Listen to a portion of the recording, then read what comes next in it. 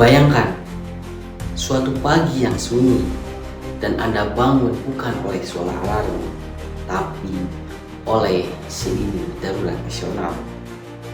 Bayangkan di dunia di luar jendela Anda sudah tak lagi sama.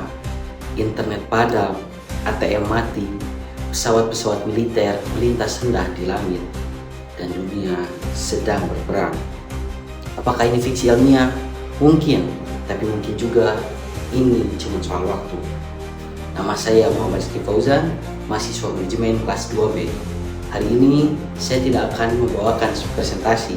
Saya akan membawakan sebuah kemungkinan, sebuah narasi tentang ketahanan nasional dan bagaimana kita rakyat Indonesia harus siap sebelum semuanya terlambat.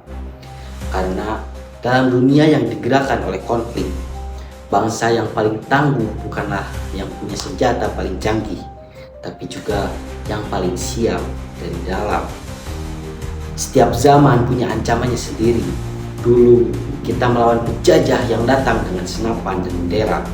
Sekarang ancamannya lebih sunyi, lebih licik, dan lebih tak terlihat.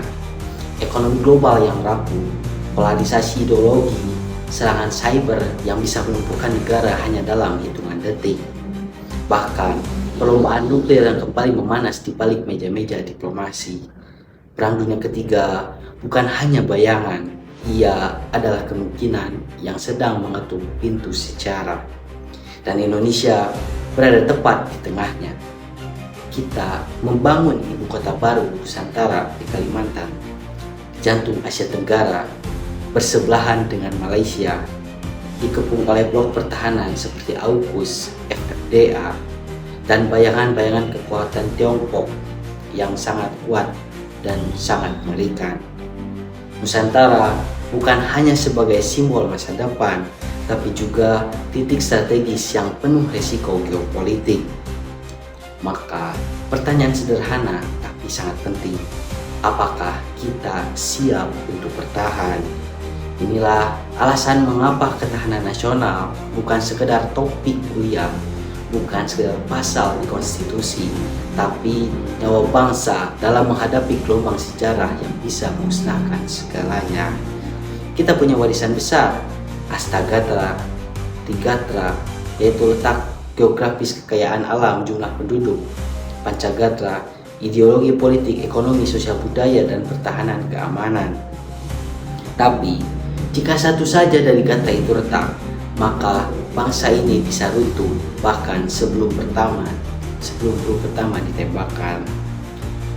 Jika rakyat kehilangan keyakinan terhadap Pancasila, jika politik hanya sebagai panggung drama, jika elit ekonomi hanya dikuasai segelintir elit, jika budaya kita dijajah lewat layar ponsel dan pertahanan kita tumpul oleh teknologi asing, maka musuh tak perlu menyerang, kita sudah runtuh duluan.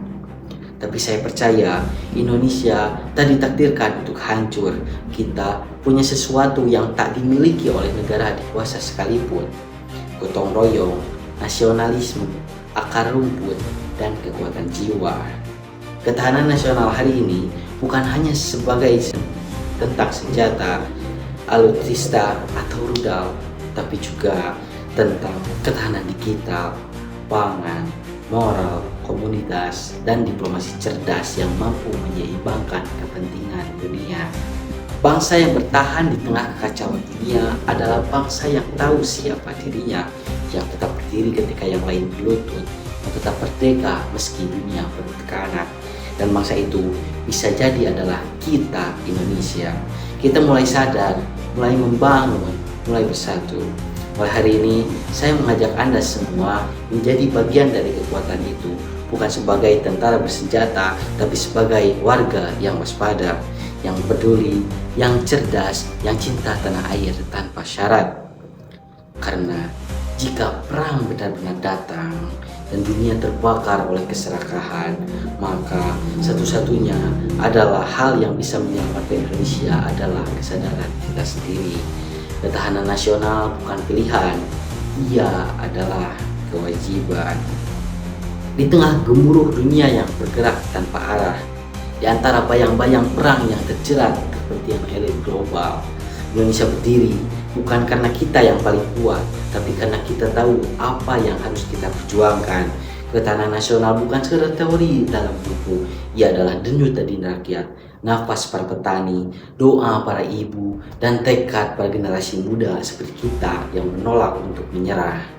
Karena bangsa ini kita dibangun oleh mereka yang duduk diam.